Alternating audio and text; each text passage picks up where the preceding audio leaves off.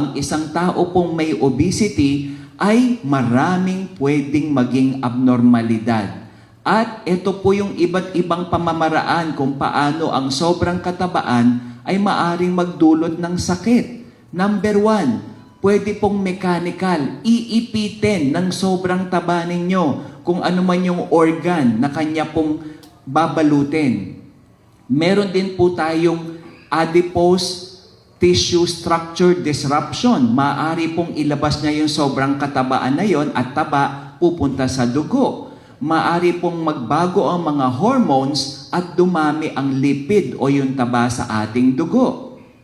At kasama po sa pwedeng maging komplikasyon at epekto ng sobrang katabaan kapag ito po ay umiipit at bumibigat ay yung GERD, acid reflux disease. Maaring yung iba sa inyo sinasabi, para po ako nangangasim-masikmura at kapag ako po ay nahihiga, mas umuubo ako.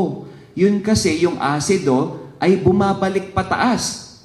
At kung malaki ang iyong tiyan, mas maraming iipit sa inyong bituka at yun na magpapalabas ng asido sa inyong sikmura pataas. Kaya pag nakahiga kayo, maiirita yung inyong lalamunan dahil sa asido, ubo kayo ng ubo.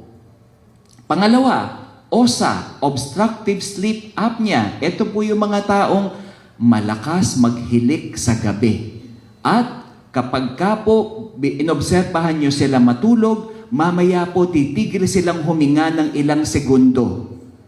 At pagkatapos ay sila ay parang hihinga ng sobrang hirap kasi hinaka po sa paghinga. At ito po ay dahil iniipit ng sobrang taba ang ating leeg. At kung kaya naman, pati yung paghinga ay mahihirapan. And ano po yung DJD?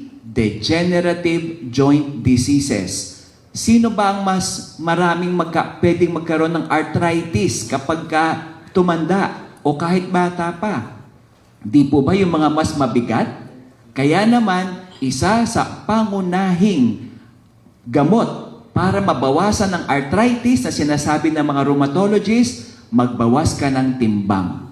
Kasi po ang ating tuhod ang sumasalo ng bigat ng ating katawan sa itaas. Kaya naman sasakit ang tuhod mo kung ikaw ay mabigat. Bukod pa doon, meron pa ho tayong isa pang sakit, yung tinatawag nating liver steatosis or fatty liver, or yung mga nakalipas na taon, ang tawag na po namin dito ay muscle D. Ibig sabihin po ay metabolic dysfunction associated fatty liver disease. Kung kaya naman, ang atay ay isa pang pwedeng masira kapag tayo po ay may sobrang katabaan at nabanggit po kanina ni Dr. Katigbak, yung cancer.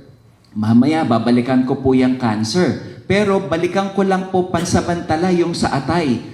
Bakit ka magkakaroon ng fatty liver kapag ikaw ay may sobrang katabaan?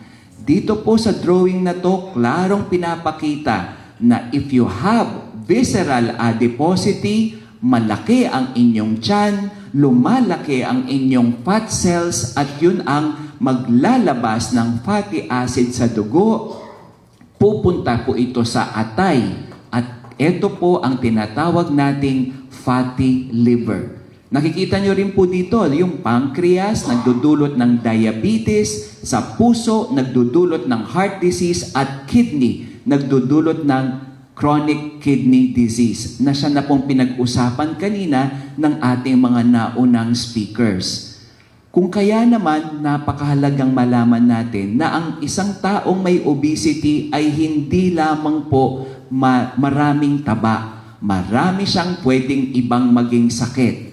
Kasama na po dito ang tinatawag nating obstructive sleep apnea, kung saan meron pong hirap sa pagpasok at labas ng hangin, sa atin pong daanan ng hangin.